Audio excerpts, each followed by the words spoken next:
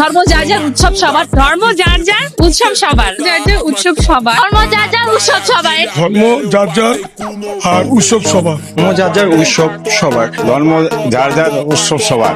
আজ পর্যন্ত কোনোদিন মুসলমানদের উৎসব শবে বরাত একটা হিন্দু মসজিদে দেখার জন্য আসলো না। মুসলমানদের উৎসব শবে কদর একটা হিন্দু কোনোদিন চাওয়ার জন্য আসলো না। মুসলমানদের উৎসব রমজান মাসের রোজা একটা হিন্দু কোনোদিন তোমার সাথে সমাজ করার জন্য রাখলো না। একটা হিন্দু কোনোদিন তোমার ঈদের নামাজে আসলো না। একটা হিন্দু কোনোদিন তোমার সাথে জুমার নামাজে অংশগ্রহণ করলো না। তোমাকে দেখার জন্য পর্যন্ত আসলো না।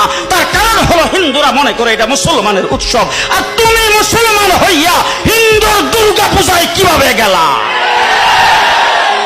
আরে তোমার কি হয়ে গেল? তোমার কি লজ্জা শরম তুমি ধুয়ে ফেলে দিয়েছো? তোমার কি কোনো লজ্জা শরম নাই? লজ্জা শরম নাই? আবার কি সুন্দর বলতেছ, ধর্ম যার যার উৎসব সবাই। হাই হাই হাই, ও মুসলমান যুবকেরা ভালো করে শোনো, ধর্ম যার যার উৎসব সবার, তাইলে বিয়া যার যার বউ তো সবার। জি, বিয়ে যার যার বউ সবার, পুষ্কুনি যার যার মাস সবার, গাছ যার যার ফল সবার, ক্ষেত যার যার ফসল সবার, দোকান যার যার মাল সবার। এখন ঘুমাইছে কি কথা বলেন না কেন?